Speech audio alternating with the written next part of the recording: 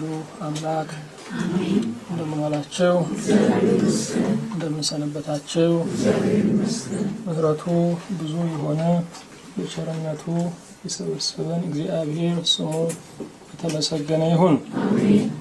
የትምህርታችን ተከታታይ ርዕስ የኤፌሶን መልእክት ትርጓሜ የሚል ነው። እግዚአብሔርን አጋዥ አድርገን የ19ኛውን ቀን ትምህርታችንን እንጀምራለን።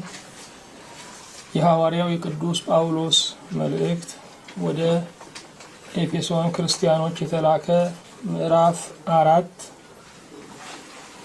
ከቁጥር 10 እስከ ቁጥር 16 ያለውን እናነባዋለን። ይህ የወረደው ሁሉን ይሞላ ዘንድ ከሰማያት ሁሉ በላይ የወጣው ደግሞ ያው ነው። እሱም አንዳንዶቹ ሐዋርያት፣ ሌሎቹም ነቢያት፣ ሌሎቹም ወንጌል ሰባኪዎች፣ ሌሎቹም እረኞችና አስተማሪዎች እንዲሆኑ ሰጠ። ሁላችን የእግዚአብሔርን ልጅ በማመንና በማወቅ ወደሚገኝ አንድነት ሙሉ ሰውም ወደ መሆን የክርስቶስም ሙላቱ ወደሚሆን ወደ ሙላቱ ልክ እስክንደርስ ድረስ ቅዱሳን አገልግሎትን ለመስራትና ለክርስቶስ አካል ሕንጻ ፍጹማን የሆኑ ዘንድ እንደ ስህተት ሽንገላ ባለ ተንኮል በሰዎችም ማታለል ምክንያት በትምህርት ነፋስ ሁሉ እየተፍገመገምን ወዲያና ወዲህም እየተንሳፈፍን ሕፃናት መሆን ወደፊት አይገባንም። ነገር ግን እውነትን በፍቅር እየያዝን በነገር ሁሉ ወደ እርሱ ራስ ወደሚሆን ወደ ክርስቶስ እንደግ። ከእርሱም የተነሳ አካል ሁሉ እያንዳንዱ ክፍል በልክ እንደሚሰራ በተሰጠለት በጅማት ሁሉ እየተጋጠመና እየተያያዘ ራሱን በፍቅር ለማነጽ አካሉን ያሳድጋል። እግዚአብሔር የዘላለም አምላክ የምድር ሁሉ የዳርቻዎችም ፈጣሪ የምስጋና ሁሉ ባለቤት የአምልኮት ሁሉ አድራሻው አብ ወልድ መንፈስ ቅዱስ አንድ አምላክ እናመሰግንሃለን። አሜን። ስለረዳሃን ስላበረታሃን ከብዙ ጠላቶቻችን ያንተን ቃል እንዳንሰማ ከእግር ስር ቁጭ እንዳንል ከሚያባክኑ ከዚህ ዓለም ነገሮች ሁሉ ተዋግተ ይህንን ሰዓት ምርኮ አድርገ ስለሰጠህን ተመስገን። አሜን። እግዚአብሔር የዘመናት አምላክ ሆይ ለባሪያዎች ከብዙ ሞኝነትና መታለል በገዛ ምኞትም ከመጥፋት አድነ እግር ስር ቁጭ ብሎ የመስማትን የመማርን የማድመጥን ደግሞ ወግ ስላደልከን ክብር ለአንተ ይሁን። አሜን። ሁሉን የምትይዝ ጌታ ተስፋችን አንተ ነህ። በዘመናት ሁሉ ጠብቀን ያላፈርነው አንተን ነው። አሁንም በማማው ላይ በመጠበቂያው ላይ ተቀምጠን የምንጠብቀው አንተን ነው። ጌታ ሆይ በክብርህ ተገለጽ። አሜን።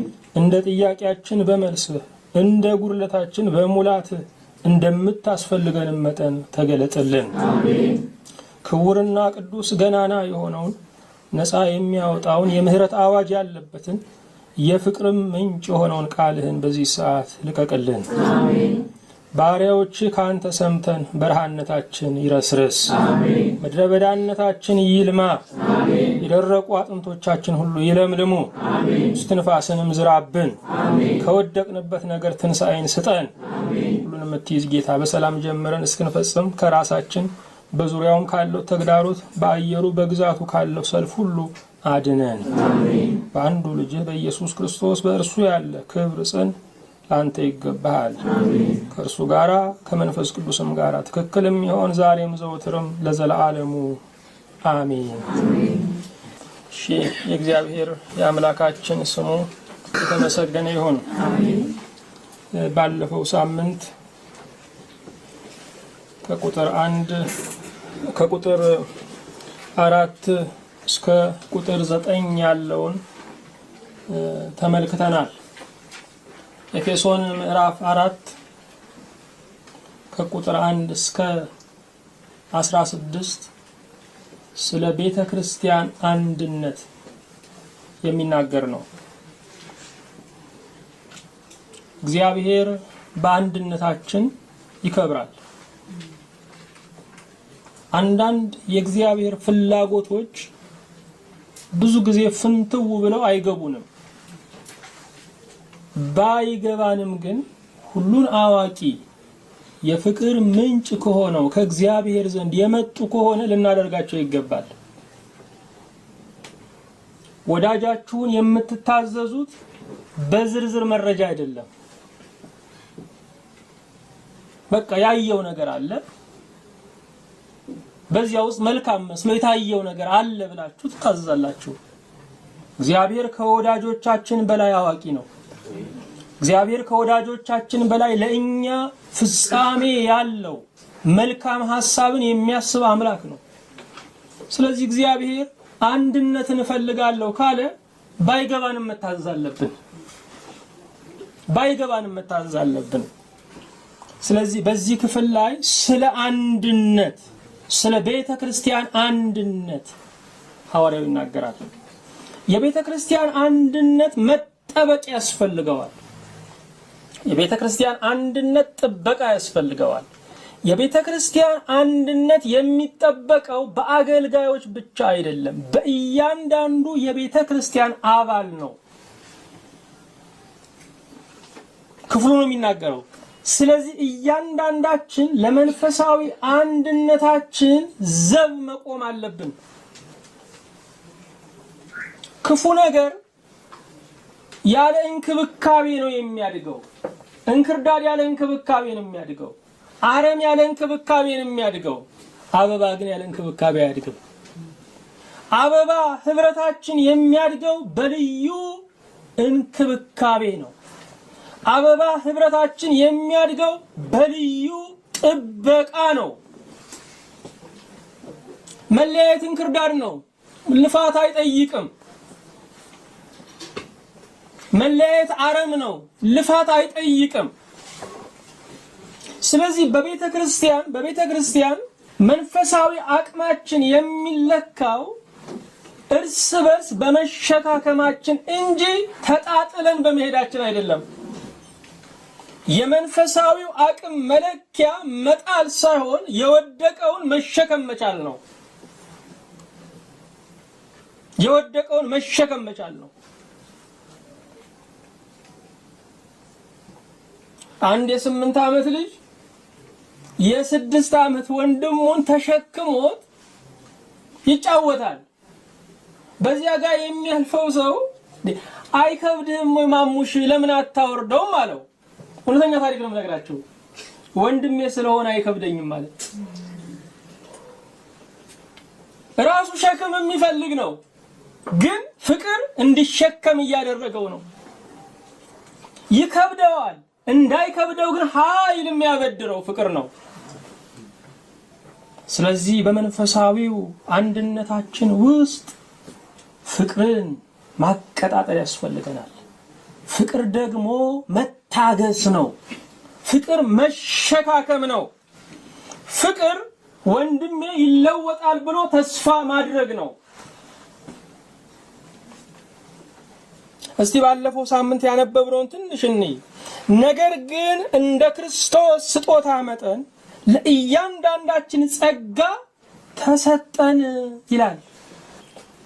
በእግዚአብሔር ቤት ውስጥ እያንዳንዳችን የመንፈሳዊ ጸጋ ባለቤቶች ነን። በጌታችን በኢየሱስ ክርስቶስ ሞት ከተከበረልን መብት አንዱ የጸጋ ባለቤት መሆን ነው። ይሄ የሞቱ ፍሬ ነው። ይሄ የሞቱ መብታችን ነው። ለእያንዳንዳችን ጸጋ ሰጥቶናል። ችግሩ ጸጋችንን አለማወቅና በጸጋችን አለመሰየም ነው ያለው ችግሩ። እግዚአብሔር ግን በቤቱ ለልጆቹ ሁሉ ጸጋ ሰጥቷል። ጸጋው የተሰጠበት ዓላማ ለግላዊ ክብርና ጥቅም አይደለም። ዓላማው ለቤተ ክርስቲያን ሕንጸት፣ ግቡ ለእግዚአብሔር ክብር ነው። ጸጋ የተሰጠበት ዓላማ ለቤተ ክርስቲያን ሕንጸት ወይም ለህብረት እድገት፣ ግቡ ደግሞ ለማን ክብር ነው? ለእግዚአብሔር ክብር ነው። እግዚአብሔር የስጦታ ሁሉ ምንጭ ነው። መጽሐፍ ቅዱስ እንደሚነግረን የስጦታ ሁሉ ምንጩ እግዚአብሔር ነው። እግዚአብሔር ለሰው ልጆች በተፈጥሮ ስጦታ ይሰጣል፣ በመዳን ደግሞ ጸጋን ይሰጣል። ማንም ሰው ወደዚህ ዓለም ሲመጣ ለዚህ ዓለም የሚያበረክተው አንድ ነገር አለው። ስለዚህ እግዚአብሔር ያንን ችሎታ ሰጥቶ ነው ወደዚህ ዓለም ያመጣው። በተፈጥሮ እግዚአብሔር ለእያንዳንዳችን ስጦታን ሰጥቶናል።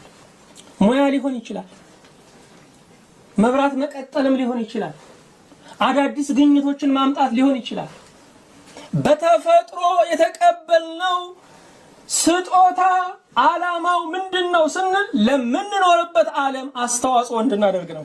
በመንፈስ ቅዱስ የተቀበልነው ጸጋ ዓላማው ደግሞ ለምንሰበሰብባት ቤተክርስቲያን አስተዋጽኦ እንድናደርግ ነው። እነኚህ የተፈጥሮ ስጦታዎች፣ የተፈጥሮ ክህሎቶች የእግዚአብሔር ናቸው። እግዚአብሔር የተፈጥሮ ስጦታም የመንፈሳዊ ጸጋ ምንድነው? ባለቤት ነው። ለሙሴ እግዚአብሔር አምላክ መቅደሱንና ንዋያተ ቅዱሳቱን እንዲሰራ ዝርዝር መመሪያ ሰጠው።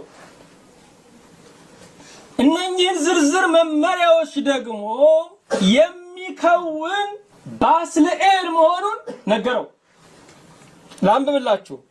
በዘጸአት 31 ቁጥር 1 ጀምሮ እግዚአብሔርም ሙሴን እንዲህ ብሎ ተናገረው።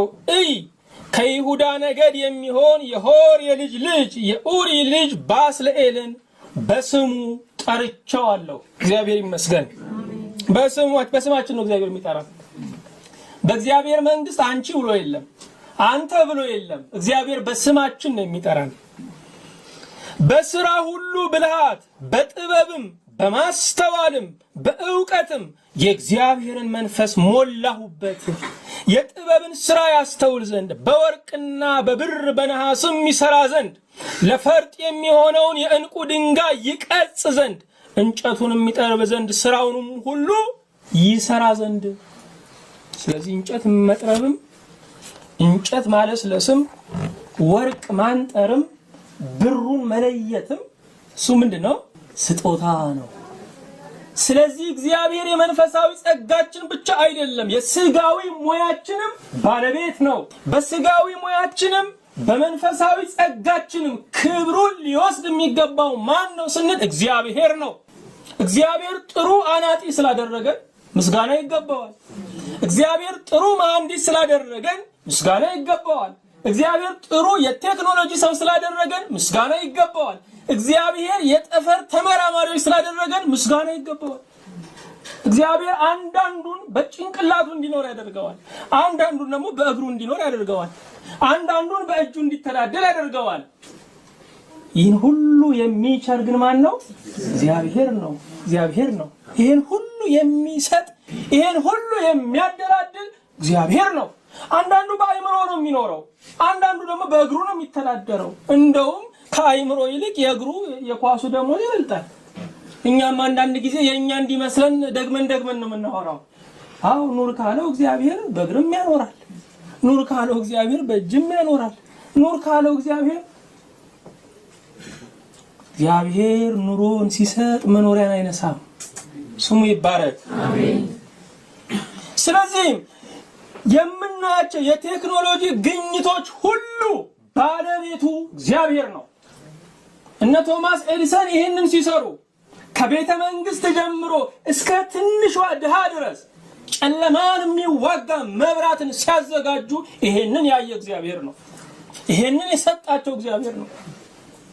የምንደነቅበትን ኮምፒውተርን ሲያስቡ በእውነት ድንቅ ነገር ነው። እግዚአብሔር በዘመናችን ይህንን ስላደረገ ምስጋና ይገባዋል። ግን ኮምፒውተሩ ካለ መኖር ወደ መኖር የመጣ አይደለም። እግዚአብሔር ከፈጠረው ነገር ተለቃቅሞ የተገጣጠመ ነገር ነው። እግዚአብሔር ቁሳቁሱን በታተነና አስቀመጠው። ዘመን ሲደርስ ደግሞ ለሰው ዕውቀት ሰጠና ሰበሰበው። ስለዚህ ምስጋና ይገባዋል። አሜን።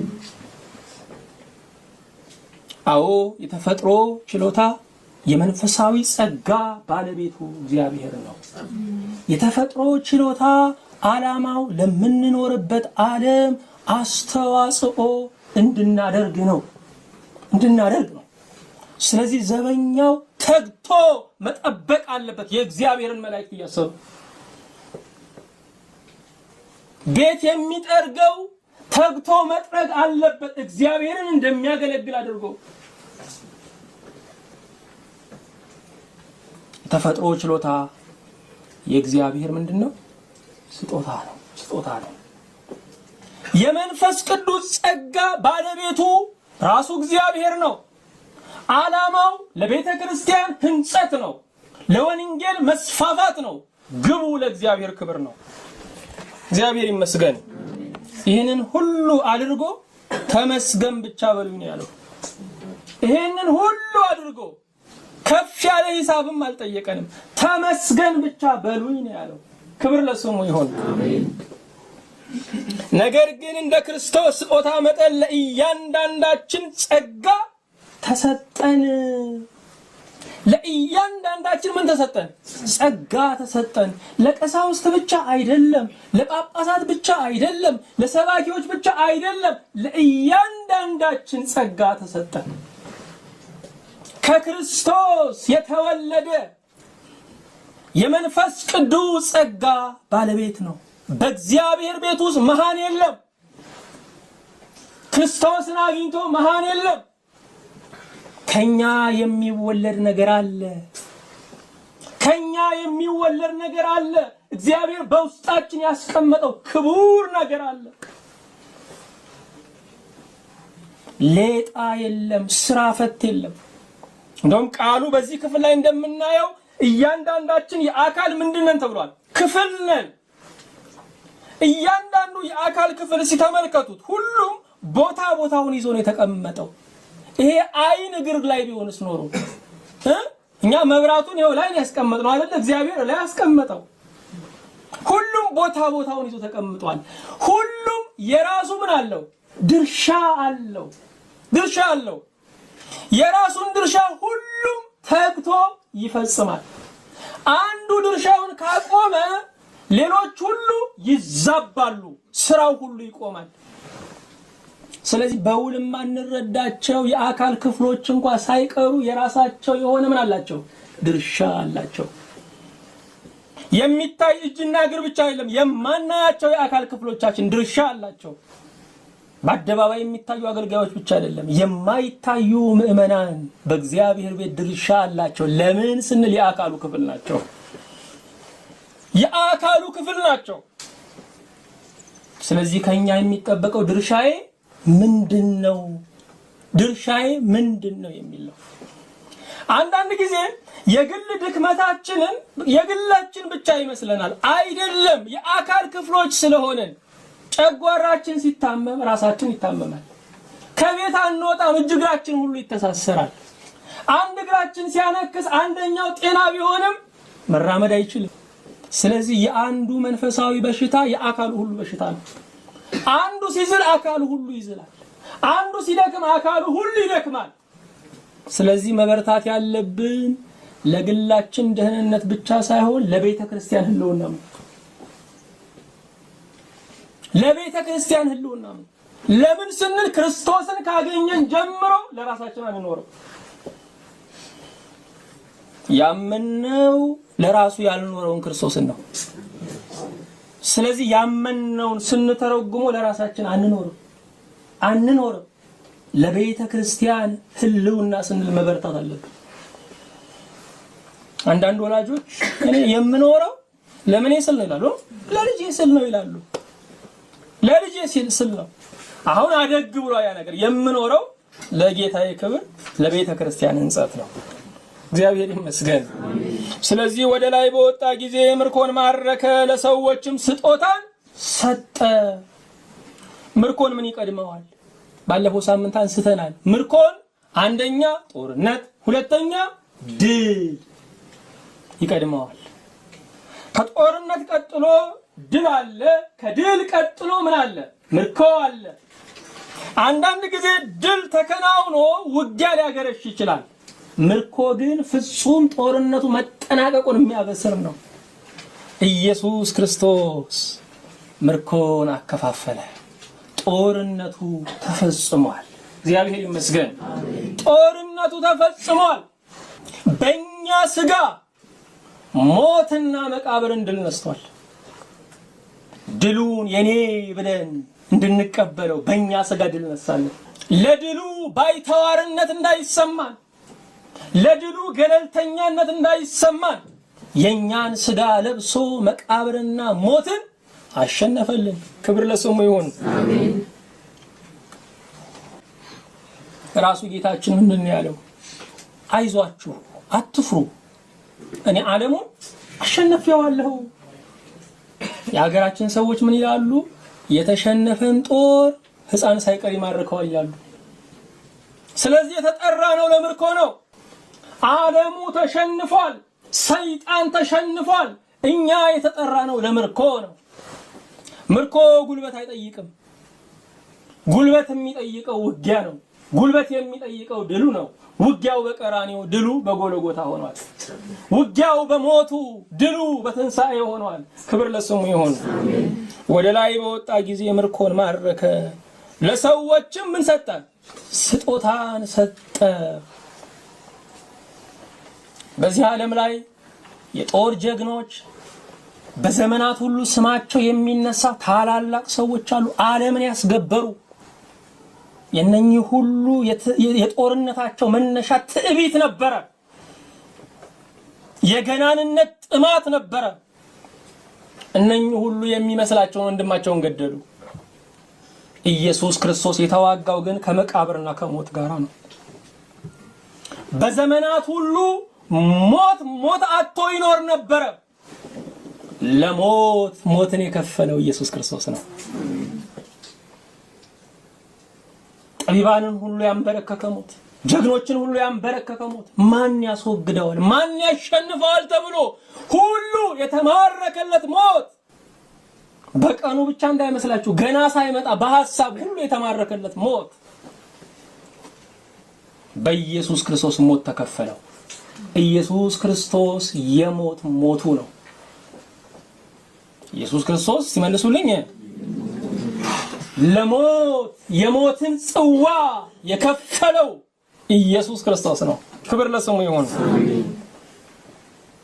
ሞት ብዙ ጊዜ ብዙዎችን ገደለ፣ አንድ ጊዜ ለዘላለም ሞተ። ስለዚህ ኢየሱስ ክርስቶስ የተዋጋው ከመቃብር፣ ከሞት፣ ከሰይጣን፣ ከሲኦል ጋራ ነው። ወደ ላይ በወጣ ጊዜ ምርኮን ማረከ፣ ለሰዎችም ስጦታን ሰጠ። በዚህ በዳዊት ዘመን በአንደኛ ሳሙኤል በምዕራፍ 30 ላይ እንደምናነበው ዳዊት ጎበዞችን ይዞ ዘመተ፣ ብዙ ምርኮ ይዞ ተመለሰ። እነ ዳዊት ሲዋጉ ስንቅና ልብሳቸውን የሚጠብቁ ደካሞች ነበሩ። በዚህ ጊዜ ምርኮውን ተዋጊዎቹ ሊከፋፈሉ ሲሉ ዳዊት ምን አለ? እኛ የተዋጋነው እነዚህ ደጀን ስለሆኑን ነው። ስለዚህ ምርኮውን መካፈል ያለብን እኩል ነው አለ። ከዳዊት ዘመን ጀምሮ ተዋጊዎችም ደጀኖችም ምርኮን እኩል መካፈል ጀመሩ። ኢየሱስ ክርስቶስ ጦርነቱን አሸነፈ። ምርኮን ለተዋጉት ብቻ ሳይሆን ለጠበቁትም ሰጠ። ክብር ለስሙ ይሁን። ለጠበቁት መቼ ነው የምታድነን? ሰማያትን ቀደህ መቼ ነው የምትወርደው? መቼ ነው የምትታደገላሉት? ላመኑት ደጅ ለጠኑት ለእነርሱም ምርኮን ሰጠ። ምርኮን ለመካፈል መዋጋት አላስፈለገንም። መጠበቅ፣ መናፈቅ መስፈርት ሆኖልናል። የዳዊት ልጅ ይሄን አድርጓል። እግዚአብሔር ይመስገን። ወደ ላይ በወጣ ጊዜ ምርኮን ማረከ፣ ለሰዎችም ስጦታን ሰጠ። ወደ ምድር ታችኛ ክፍል ደግሞ ወረደ ማለት ካልሆነ ይህ ወጣ ማለትስ ምን ማለት ነው? አዳም አፈር ነህና ወደ አፈር ትመለሳለህ ተብሎ ከመሬት በታች ተፈርዶበት ነበር።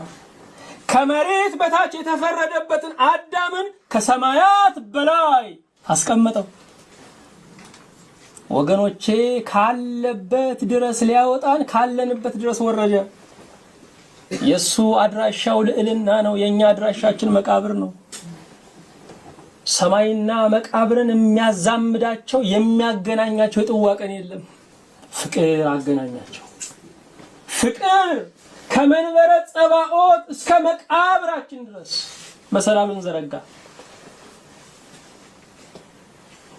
እኛ ለክርስቶስ የሞት ትራፊዎች ነን። የሞት ትራፊዎች ነን።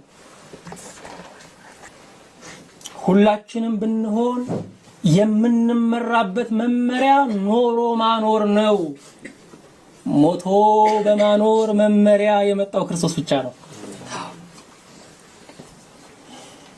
ወደ ምድር ታችኛ ክፍል ደግሞ ወረደ ማለት ካልሆነ ይወጣ ማለትስ ምን ማለት ነው?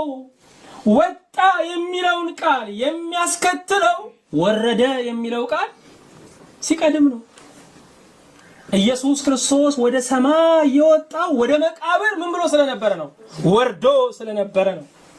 ወርዶ ስለነበረ ነው። ስለዚህ ሁሉ ጊዜ ክርስቶስን ስናየው ልዕልናውን ብቻ አይደለም፣ ዙፋኑን ብቻ አይደለም የምናየው፣ መቃብሩንም እናያለን። መቃብሩንም እናያለን። ወደ ቁጥር 10 እንግባ። ይህ የወረደው ሁሉን ይሞላ ዘንድ ከሰማያት ሁሉ በላይ የወጣው ደግሞ ያው ነው። ይህ የወረደው ወረደ የሚለው ቃል ትልቅ ቃል ነው። ትልቅ የዝማሬ ርዕስ ነው። ወደ ምድር ወረደ እንዘምራለን። በዮሐንስ እጅ ሊጠመቅ ወረደ እንላለን። ይሄ ወረደ የሚለው ቃል ወደ መቃብር ወረደ እንላለን። ወረደ የሚለው ቃል ትልቅ ቃል ነው። መውረድ ምንድነው ወገኖቼ? መውረድ ትልቅ ትህትናን የሚያመለክት ነው። ትልቅ ትህትናን የሚያመለክት ነው። ኢየሱስ ክርስቶስ ትሁት ነው። ኢየሱስ ክርስቶስን ከምንመስልበት ነገር አንዱ ትህትና ነው። ትህትና በበታችነት መንፈስ መሰቃየት አይደለም። ትህትና ራስን በቅጡ የማወቅ ውጤት ነው። ራሳችንን በቅጡ ስናውቀው ትሁታን እንሆናለን። ልብ አድርጉ፣ ሙሴ በምድር ላይ ከሚኖሩ ሰዎች ሁሉ ይልቅ ምን ነበረ? ትሁት ነበር፣ ግን ኃያል ነበር። ኢየሱስ ክርስቶስ መቃብርን ያሸነፈ ኃያል ነው፣ ግን ትሁት ነኝ የዋህ ነኝ አለ። ትህትና ደካማነት አይደለም፣ የልዕልና መገለጫ የኃያልነት መገለጫ ነው። ሰዎች ትዕቢተኛ የሚሆኑት ለምንድን ነው ስንል አድራሻቸው ስለጠፋቸው ነው። የበታችነት ስቃይ ስላለባቸው ነው። የበላይነትን መንፈስ የሚወልደው የበታችነት መንፈስ ነው። ለዚህ ነው ሲነቀፉ ሲናቁ የኖሩ ሰዎች ስፍራውን ሲይዙ እንዴት እንደሚያስጨንቁ ትልቅነታቸውን ማብራራት ይፈልጋሉ። ትልቅነታቸውን ሲያብራሩ 10 በዚህ ጋር እየረሸኑ 20 በዚህ ጋር እየቀበሩ ነው። የበታችነት መንፈስ ለዓለም መከራ ያመጣ ጨካኝ ነገስታትን የወለደ ነው። ቀላል እንዳይመስላችሁ ወገኖቼ፣ ቀላል እንዳይመስላችሁ። ወረደ የሚለው ትህትናን ነው የሚያመለክተው። ወረደ። አሁንም ወረደ የሚለው ቃል ብርቱ ፍለጋን ነው የሚያመለክተው። የጠፉ ልጆቻቸውን ይኑሩ ይሞቱ የማይታወቁ ልጆቻቸውን አገር ከአገር የሚፈልጉ ሰዎች አሉ። ፍለጋ ዛሬም አልቆመም። ወጥተው የጠፉ ሰዎችን በየፖሊስ ጣቢያው፣ በየትራፊክ አደጋ መመዝገቢያ፣ በየሬሳ ጣቢያው ሄደው ሰው ይፈልጋሉ። አገር ከአገር እየተንከራተቱ ይፈልጋሉ። መቃብር ወርዶ የፈለገ ግን አንድ ብቻ ነው፣ ኢየሱስ ክርስቶስ ነው። ወገኖቼ መቃብር ለሁሉ ሰው መቁረጫ ነው። እንደው ቢቀብር ጥሩ ነበር ይቆርጥለት ነበር ነው የምንለው። ብትቀብር ጥሩ ነበር ይቆርጥላት ነበር ነው የምንለው። ከመቃብር አንድ እርምጃ ወዳጃችንን አንከተለው። ከመቃብር ብዙ እርምጃ ብዙ እርምጃ የተጓዘው ኢየሱስ ክርስቶስ ብቻ ነው። እስከ መቃብር ወርዶ የፈለገን እሱ ብቻ ነው። ብዙ ፍለጋዎች ቢኖሩ የክርስቶስን አያህሉ። ብዙ ፍለጋዎች ቢኖሩ የክርስቶስን አያህሉ። ወረደ። ልብ አድርጉ ወገኖቼ፣ በዘመናት ሁሉ መላእክት ሲወርዱ ነበር። የእግዚአብሔርን መልእክት ይዘው ይወርዱ ነበር። መንፈስ ቅዱስም ምን ብሏል? በበዓለ ሃምሳ ወርዷል። መላእክት ቢወርዱ በግርማቸው ነው። መንፈስ ቅዱስ ቢወርድ በብዙ ጸጋ ነው። ክርስቶስ ግን የወረደው በትህትና ምስኪን ደሃ ሆኖ ነው። የሱ መውረድ መለኪያ የለውም፣ መግለጫ የለውም። የ2000 ዓመት አዲስ ርዕስ ነው። ወረደ። የወረደው ኃይሉን ለማሳየት አይደለም። የወረደው በልዕልና ሳይሆን የወረደው በትህትና ነው። በአምላካዊ ባህሪው ሆኖ ወረደ። ሰብአዊ ባህሪ ይዞ ተመለሰ። ወረደ። የመጀመሪያው አሜሪካዊ ጠፈረተኛ ኒል አርምስትሮንግ የሚባል ሰው ወደ ጠፈር ደርሶ ሲመለስ እንደው ምን ይሰማሃል? የመጀመሪያ ሰው አንተ እግሮች ጠፈር በመርገጣቸው ምን ይሰማሃል አሉት። እንደ የሚደንቀው የኔ እግሮች ጠፈር መርገጣቸው ሳይሆን የእግዚአብሔር ወልድ እግሮች የኛን ምድር መርገጣቸው ነው አለ። ወገኖቼ የሚገርመው ይሄ ነው። የሚገርመው ይሄ ነው ወገኖቼ። የሚገርማችሁ ምንድነው? የሚገርመው እንደዚህ ተቀምጦ መማር እኮ ነው። ትልልቅ ተቋማት፣ ትልልቅ ዩኒቨርሲቲዎች፣ ትልልቅ የምርምር ጣቢያዎች ሊኖሩ ይችላሉ። እናንተ የምትሰሙትን ያህል ቃል መቼም አይሰሙ። እናንተ የምታሳልፉትን ይሄንን የእውቀት ገበታ መቼም አይደርሱበትም። ከፍ ያለ ገበታ ነው። ከፍ ያለ ገበታ ነው። ከፍ ያለ ገበታ ነው ወገኖቼ። ሲመራመሩ ቢውሉ፣ ሲጨነቁ ቢውሉ ስለ ቆላ ዝንብ ሊሆን ይችላል። እናንተ ስለ ህይወት ነው የምትማሩት። ሙያቸውን እናከብራለን። እግዚአብሔር ጥበብ ይጨምርላቸው። ግን ይሄ ገበታ ትልቅ ነው። ልብ አድርጉ። የሚያከብሩኝን አከብራለሁ ነው ያለው። የሚንቁኝን እንቃለሁ ነው ያለው። ቃሉን ስታከብሩት ያከብራችኋል። ጸሎትን ስታከብሩት ያከብራችኋል። ህብረትን ስታከብሩት ያከብራችኋል። ከአጋጣሚ በረከት ወጣችሁ ወደ ዓላማ በረከት ስትገቡ ትከብራላችሁ። ቃል ኪዳን ስላለው አክባሪውን አክባሪ አምላክ ስለሆነ ክብር ለስሙ ይሁን። አሜን። አዎ ወረደ የሚለው ቃል ትልቅ ቃል ነው። የእግዚአብሔር ወልድ እግሮች የኛን ምድር መንካታቸው በእውነት አስደናቂ ነገር ነው ወገኖች፣ አስደናቂ ነገር ነው። ይህንን መውረዱን ስናየው ከዝቅታ ወደ ዝቅታ ነው። መቆሚያ ወደ ሌለው የዝቅታ ቁልቁለት ነው የወረደው ጌታ። እስቲ እንደው አንድ አራቱን እንመልከተው። የወረደው ወደዚህች ምድር ነው። ወደዚህች ምድር ነው። ጨለማና ብርሃን፣ ክፋትና ደግነት ወደሚፈራረቅባት ወደዚህች ምድር የመንታ እናት ወደ ሆነች ወደዚህች ምድር ነው የወረደው። አንድ ልጇ ጨለማ፣ አንድ ልጇ ብርሃን ነው። አንድ ልጇ ክፋት፣ አንድ ልጇ ደግነት ነው። ወደዚህች ምድር ነው የወረደው። አዎ ሰው በተረገመ ጊዜ ይህች ዓለም ተረግማ ነበር። ይህችን ዓለም የእግዚአብሔር ወልድ እግሮች በረገጡ ጊዜ ተባርካለች። ተባርካለች። እሷ ከበረከቷ አልተፈናቀለችም። ሰው ግን ከበረከቱ እየተፈናቀለ ነው። እግዚአብሔር ከፍጥረቱ የሚፈልገውን አግኝቷል። ፀሐይን ሁኝ እንዳላት ሆናለች። ጨረቃን ሁኝ እንዳላት ሆናለች። ምድርን ሁኝ እንዳላት ሆናለች። ሰው ብቻ እግዚአብሔር እንደፈቀደው አልሆነም። እግሮቹ ይችን ምድር መርገጣቸው በራሱ አንድ የሀገር መሪ በቆሻሻ ስፍራ ላይ መጥረጊያ ይዞ ሲታይ ቀራጭ ውስጥ ያልፍ እኮ ነው። ትልቅ ክብር እኮ ነው። በዛን ቀን ያለውን ጠረጋ ክቡር ያደርገዋል። ሁሉም ሰው መጥረጊያ የመያዝ ወኔ ነው የሚመጣበት። ከቤተ መንግስት ወርዶ ቆሻሻ ስፍራ ላይ መገኘቱ። ወገኖቼ ፀሐይ በስፍራ ሆና ታበራ ነበረ። ፀሐይ ክርስቶስ በቆሻሾች መሃል ወረደ፣ በቆሻሾች መካከል ተገኘ። ልብ አድርጉ። ይህችን ምድር መርገጡ በራሱ መውረድ ነው። አዳም በበደለ ጊዜ ወደዚህ ዓለም ለግዞት ነው የተላከው። ስለዚህ ይህች ዓለም ሰፊ ወህኒ ቤት ናት። ነገስታት ወህኒ ቤትን ይጎበኛሉ። በንጉስነታቸው ለእስረኞች ምን ለማድረግ? ምህረት ለማድረግ። ኢየሱስ ክርስቶስ ወህኒ ቤት ይችን ዓለም ጎበኛት። በንጉስነቱ አይደለም፣ እስረኛ ሆኖ እኛን አስፈታል። ኃጢአተኛ ተባለ፣ ተከሰሰ፣ ተፈረደበት። የወህኒ ቤቱ እስረኛ ሆነ በፈቃዱ እኛ ከስር እንድንፈታ። እሱ ስለኛ ታሰረ። እኛ ከወህኒ እንድንወጣ እሱ ወደ ወህኒ ዓለም ገባ። ልብ አድርጉ።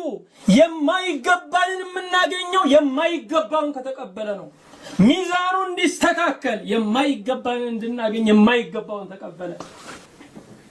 ወረደ የሚለው ቃል በጣም ገናና ቃል ነው ወገኖቼ። ወደ ምድር ወረደ።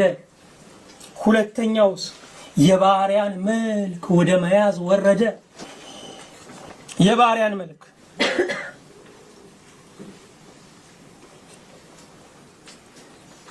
ልብ አድርጉ። ከዚህ ዓለም ጌቶች በዘበኞቻቸው ልብስ የሚያሸበርቁ አሉ እንዴ? የሉም።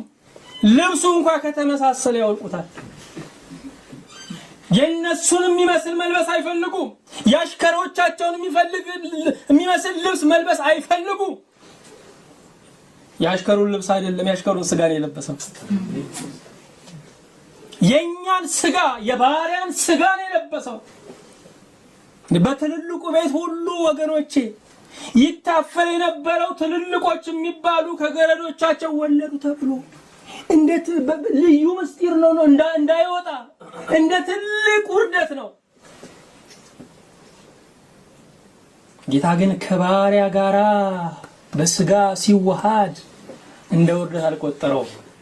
ጌታ ኢየሱስ ክርስቶስ በዘመኑ ሁሉ ራሱን ይጠራ የነበረው የሰው ልጅ እያለ አላፈረብንም። ክብር ለስሙ ይሁን። ስለዚህ የባሪያን መልክ ወደ መያዝ ወረደ። አሁንም ከዝቅታ ወደ ዝቅታ ነው እየወረደ ያለው። ይሄ ብቻ እንዳይመስላችሁ ወደ በረት ወረደ። በበረት ስለተወለዱ ሰዎች እስቲ ንገሩኝ፣ አንድ ሁለት ሰው እንጥራ። በረት እንኳን ለሕፃን ላላቢዎቹ ለሰራተኞቹ እንኳን በጥንቃቄ ነው ገብተው የሚወጡት። ምክንያቱም እንስሳ አይከሰስም፣ ቢመታቸውም ቢጥላቸውም በጥንቃቄ ነው። እንኳን ሕፃን ኢየሱስ ክርስቶስ ብቻ ነው በበረት ተወለደ የተባለው። በበረት የተወለደ ንጉስ ሰምተንም አናውቅም። በበረት የተወለደ ንጉስ እሱ ብቻ ነው። በበረት የተወለደ የድሃ ልጅ እንኳን አልሰማንም። በበረት የተወለደ ንጉስ ክርስቶስ ብቻ ነው። አዎ በበረት መወለድም ይሄ ምንድነው? መውረድ ነው። ስለኛ ያልሆነው ነገር የለም። አራተኛው ወደ መቃብር ወረደ። ይሄ ደግሞ የአዘቅት ነው። የአዘቅቶች ወለሉ ነው። ጠላት ሁሉ ያሳድዳል። መቃብር ጋር ከደረሰ በኋላ ምን ይላል? ይመለሳል። እስረኛም ቢሆን ሬሳ ከሆነ ይፈታል። የዛን ቀን እንደውም ቶሎ ነው የሚወጣው።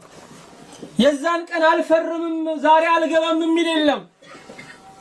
በቃ መቃብር የጠላትነት ሁሉ መቋጫ ነው።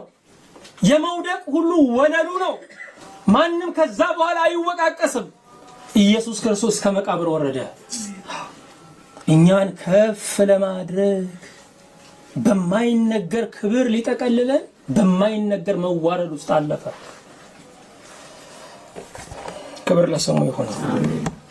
ላንብብላችሁ። ይህ የወረደው ሁሉን ይሞላ ዘንድ ከሰማያት ሁሉ በላይ የወጣው ደግሞ ያው ነው። አዎ ሁሉን የሚለውን ቃል በደንብ ያዙ። ሁሉን ያድን ዘንድ ወረደ። ሁሉን ያድን ዘንድ ወደ መቃብር ወረደ። ሁሉን አዎ ለሁላችን ኢየሱስ ክርስቶስ ዋጋ ከፍሎልናል። ለሁላችን ኢየሱስ ክርስቶስ የከፈለው ዋጋ ደግሞ የጊዜ ዋጋ አይደለም፣ የገንዘብ ዋጋ አይደለም፣ የሕይወት ዋጋ ከፍሎልናል። ክብር ለስሙ ይሁን። አሜን። ሕዝቅያስን ታስታውሳላችሁ። ነፍሴን ከምን አወጣት አለ? ከጉድጓድ አወጣት አለ። ነፍሴን ከጉድጓድ አወጣት። በእውነትም ሕዝቅያስ የወጣበት ጉድጓድ አስደናቂ ነው። ነብዩን ላከና በሞት ለወስድ ነው፣ ቤትህን አሰናዳ አለው። ንጉሱ በጠና ታሞ ነበር። ወደ ግድግዳው ዞርና ነብዩን እዚህ ጋር አስቀምጦ ጌታ ሆይ ለቤት ያደረኩትን ምን ነው ረሳ? አምልኮ ተጣዖትን ከእስራኤል ምድር ያጠፋሁበትን አንተን ያገለገልኩበትን ንጉስ ሆኜ እንደ ካህን የኖርኩበትን ምን ነው ያንን ዘመን ረሳ እያለ አነባ፣ አለቀሰ። መሞት አልፈልግም አለ፣ አይበቃኝም አለ። እግዚአብሔር ለነብዩ አናገረው። 15 ዓመት ጨምሬልሃለሁ በለዋል። 15 ዓመት ጨመረለት። ያ የተጨመረ እድሜ ግን የካበውን መናጃ ነበረ። ምክንያቱም እግዚአብሔር በቃ ሲለን ካላበቃን ቀጥሎ ተግተን የሰራነው ተግተን እናፈርሰዋለን። እግዚአብሔር በቃ ሲለን በህይወታችን እንኳን ማለፍ ጥሩ ነው። እግዚአብሔር በቃ ሲለን በእግዚአብሔር ጊዜ መሰብሰብ ጥሩ ነው። ከዚያ በኋላ እስራኤል በለጠገች፣ ብሩ፣ ወርቁ፣ አልማዙ ሁሉ ተከማቸ። ከባቢሎን እንግዶች መጡ። ይሁት ግምጃ ቤት ይላል አዩ። በዚህ ጊዜ ነብዩን ላከ። እነማን ናቸው የመጡት? ባቢሎናውያን። ምን አዩ? በቤት ወርቁን፣ አልማዙን፣ የእስራኤልን ብልጥግና ሁሉ አዩ። አዎ ያዩትን ለመውሰድ እንደገና ይመጣሉ አለው። የ70 ዓመት የእስራኤል ምርኮ አንዱ ምክንያት የሕዝቅያስ ስንፍና ነው። እግዚአብሔር ይብቃ ብሎ ነበረ፣ እሱ ግን ይቀጥል አለ። እግዚአብሔር ይብቃ ብሎ ነበረ። እግዚአብሔር ይብቃ ካለ በኋላ ስንቀጥል ጥፋት ነው። ታዲያ ሕዝቅያስ የሞቱን ቀን ባይኑ አየ። የሞቱን ቀን ባይኑ ያየ ማንም የለም። ሞት በተነገረበት ቀን በሕይወት ኖሮ አየ። የሞቱን ቀን፣ የለቅሶውን ቀን፣ የመቃብሩን ቀን ባይኑ አየ፣ ተመላለሰበት። ሌሎች ናቸው እኮ የሚያዩት አይደለ? ምን ነው ቀና ብሎ ዛሬ ባየው ይላሉ። ቀና ብሎ አየው የሞቱን ቀን። ነፍሴን ከጉድጓድ አወጣት አለ። እኛን ነፍሳችንን እንደ ሕዝቅያስ ከጉድጓድ አወጣት። እግዚአብሔር ይመስገን። ይሄ ከጉድጓድ መውጣትን ትንሽ ትንየው። በዚህ በገጠሩ አካባቢ ሳር የረገጣችሁ ሲመስላችሁ እልም ያለ ገደል ነው። እልም ነው በቃ። መያዣ ሁሉ ይጠፋነታች እየተንኮታኮተ እየተሰባበረ ይወድቃል። የሚያወጡ ሰዎች ይመጡና ገመድ ይልኩለታል። ገመድ ይዞ ለመውጣትም አቅም ይጠይቃል። አቅም ሲያጥረው አቅም ያለው ሰው በገመድ ይላካል። ያንን ሰው ተሸክሞት ይወጣል። ልብ አድርጉ። እኛ ወደ ጉድጓድ ገብተን ነበረ። በልዕልና ሆኖ ገመድ አላከልንም። እሱ ገመድ ቢልክም መውጣት አንችልም። ትእዛዝ ላከ፣ መውጣት አልቻልንም። ሕግ ላከ፣ ነቢያትን ላከ፣ መውጣት አልቻልንም። ራሱ ወርዶ አወጣ። ከሕዝቅያስ ይልቅ ከጉድጓድ ነፍሳችንን ያዳነ እሱ ነው። እግዚአብሔር ይመስገን። ከሕዝቅያስ ይልቅ ምስጋና አለ። ከሕዝቅያስ ይልቅ ክብርን ለሱ እናመርታለን። ክብር ለስሙ ይሁን። ሁሉን ይሞላ ዘንድ አይደንቃችሁም? የሚደንቅ እኮ ነገር ነው። በ3 ክንድ ከስንዝር መቃብር ውስጥ 3 ቀን ያደረው ክርስቶስ ሁሉን ይሞላ ዘንድ ወደ ሰማይ ወጣ። እስከ ሞቱ በኢየሩሳሌም ታወቀ። ከሞቱ በኋላ በዓለም ሁሉ ታወቀ። እስከ ሞቱ በ120 ቤተሰብ ውስጥ ነገሰ። ከሞተ በኋላ በፕላኔቶች ሁሉ በተገኙ ባልተገኙ በሰማያት ላይ ነገሰ። እግዚአብሔር ይመስገን። የመንፈሳዊ ህልውና መነሻው ሞት ነው። የመንፈሳዊ ልዕልና መነሻው ሞት ነው። ለዓለም ስንሞት ለእግዚአብሔር እንደዚህ እንነሳለን። እግዚአብሔር ይመስገን። ከዓለሙ ጋራ በምንም ነገር እንደው በኢንፎርሜሽኑም በምኑም በአቅሙም ሳንራራቅ መጓዝ ነው የልዕልና መሰረት ይመስላል አይደለ? ጌታ ግን ለዓለም ሞቶ ነው ዓለማትን ሁሉ የገዛው። ዓለማትን ሁሉ የገዛው በመንፈሱ ነው። ልዕልና በኃይል አይደለም፣ በብልጠት አይደለም፣ በንቃት አይደለም፣ በመንፈሱ ከሰማያት ሁሉ በላይ ነው የሚለው። ሰማይ ለኛ የከፍታ መለኪያ ነው። ሰማይ እንደው ምናችን ላይ ነው ያለው ብንል ጭንቅላታችንን ረግጦ እኮ ነው ያለው ሰማይ። ሰማይ ለኛ ከፍ ያለ ነው። ያውም የምናየውን ይሄንን የተጋረደውን ከሰማያት በላይ ከከበሩት ይልቅ ከበረ። እግዚአብሔር ይመስገን። የከበረ ከከበሩት ይልቅ የከበረ፣ የተወደደ ከተወደዱት ይልቅ የተወደደ፣ የተፈቀረ ከተፈቀሩት ይልቅ የተፈቀረ እሱ ክርስቶስ ነው። እግዚአብሔር ይመስገን። ከሰማያት ሁሉ በላይ የወጣው ደግሞ ያው ነው። ያ የወረደው እንደገና እሱ ነው የወጣው። ልብ አድርጉ።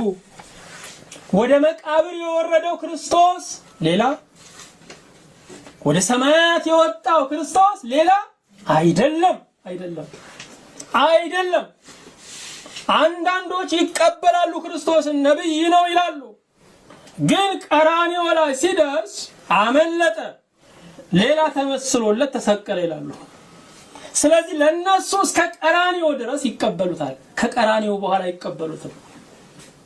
እኛ ግን ክርስቲያን የሆነው በክርስቶስ ሞትና ትንሣኤ አምነን ነው። የወረደው እሱ ነው የወጣው። በትንሣኤ ሙታን የማያምኑ ሰዎች አሉ። የክርስቶስን መነሳት የሚክዱ ሰዎች አሉ። ኢየሱስ ክርስቶስ ካልተነሳ ክርስትና ሊኖር አይችልም። ኢየሱስ ክርስቶስ በእርግጥ ተነስቷል። በእርግጥ ክርስቶስ ተነስቷል። እሱ ነው ወደ መቃብር የወረደው፣ ወደ ሰማያት የወጣው እሱ ነው። ያው ነው። ሞቶ ከተነሳ በኋላ የችንካር የገባባቸውን እጆቹን እያሳየ ሰላም ለእናንተ ይሆናል። የቶማስን መጠራጠር ለመርዳት ወደ ጎን እጅህን ስደድና እየኝ እመንብኝ አለው። አዎ ከሞቱ በፊት ነው የተወጋው። ከሞቱ በፊት ነው የተቸነከረው። ከሞቱ በኋላም አድራሻው አልጠፋ። ያ የሞተው ያ የተቸነከረው ነው የተነሳው። ያ የሞተው ነው ላይሞት የተነሳው። ያው ነው። በበረት የተወለደው እርሱ፣ በዙፋን የተቀመጠው እሱ ነው።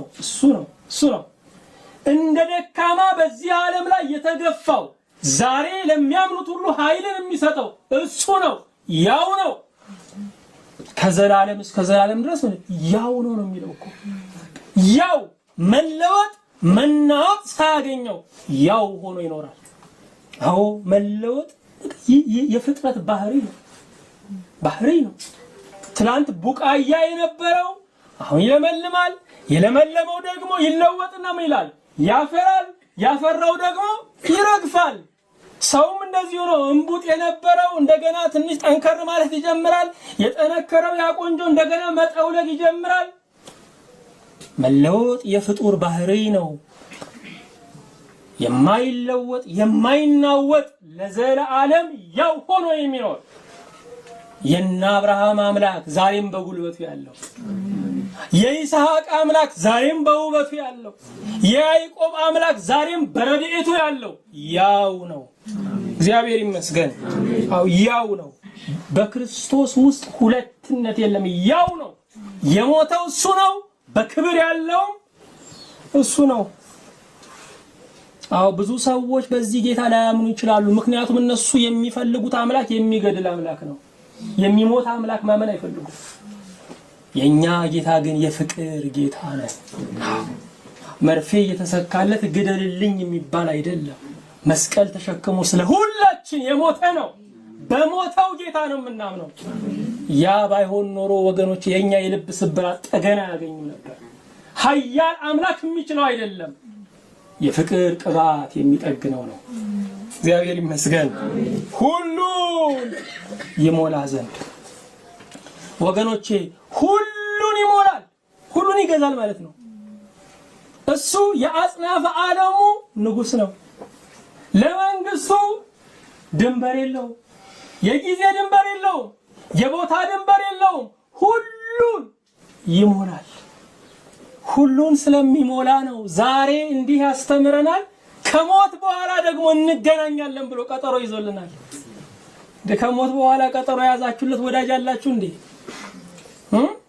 አብዙተን የምናለቅሰው ለምንድን ነው? አያገናኝም እያለን እኮ ነው። ምናልባት ከወዳጆቻችን ጋር ምናልባት አንገናኝ ይሆናል። ሞት ግን ከክርስቶስ ጋር ያገናኛል። ከትልቁ ወዳጅ ጋር ያገናኛል። ከሚያምኑት ጋር ያገናኛል። ሁሉን ይሞላ ዘንድ በሚታየው ዓለም እያጽናና በማይታየው ዓለም ሊያከብረን ሁሉን ሞልቶ ያለው እሱ ነው። ስለዚህ ወገኖቼ ሁሉን ይሞላል፣ ሁሉን ይሞላል። እንደ ጉድለታችሁ መጠን እሱ ሁሉን ይሞላል። እንደ ሰልፋችሁ መጠን እሱ ሁሉን ይገዛል። እንደ ድካማችሁ መጠን እሱ በኃይሉ ይገለጣል። ሁሉን ይሞላል። እሱ ሁሉን ይሞላል። እናንተ የማታዙበትን ግዛት እሱ ያዛል። ለእናንተ ክልክል የሆኑ በሮች ለሱ ክፍት ናቸው። ዝግ ደጅ በሱ ፊት የለም። በሱ ፊት ዝግ ደጅ የለም ወገኖቼ። ቢፈልግ በፍቅሩ ይገባል፣ ቢፈልግ በኃይሉ ይገባል። ለዘመናት መቃብር በር የለውም ተብሎ ነበር። ለመቃብር በር የሰጠ ጀግና ነው። ትንሣኤ ሙታንን ያወጀልን ጀግና ነው። ስለዚህ ሁሉን ይገዛል ወገኖች። የሚያስጨንቃችሁ የሚያጠራጥራችሁ ፍርሃት የሆነባችሁ ነገር እሱንም ይገዛዋል። ክርስቶስ በነጋችሁ ላይም ጌታ ነው። ገና በማትኖሩበት ዘመንም እሱ አምላክ ነው። እሱ ፍቅር ነው። እሱ ሁሉን ይገዛል። ክብር ለስሙ ይሁን። ቁጥር 10 ያየ ነው። በሚቀጥለው ጊዜ ከቁጥር 11 ጀምሮ ያለውን እናያለን። ሁሉን ይሞላ ዘንድ ወደ ሰማይ የወጣው እርሱ ወደ መቃብር የወረደው ነው። ወደ መቃብር የወረደው ወደ ሰማያት ወጥቷል። ሞታችንን ሊሽር ወደ መቃብር ወረደ። በኃይሉ ሊያጠናን ደግሞ በኃይሉ ሊያጸናን በኃይሉ ሊያቆመን ደግሞ ወደ ላይ ወጥቷል። ክርስቶስ ዛሬ ለሚያምኑት ዕለት ዕለት አይሞትላቸውም። ዕለት ዕለት ግን ለሚያምኑት ኃይልን ይልክላቸዋል። በቤዛነቱ ሞቷል፣ በንጉስነቱ ኃይልን ይሰጣል። ክብር ለስሙ ይሁን። እግዚአብሔር ይባርካችሁ።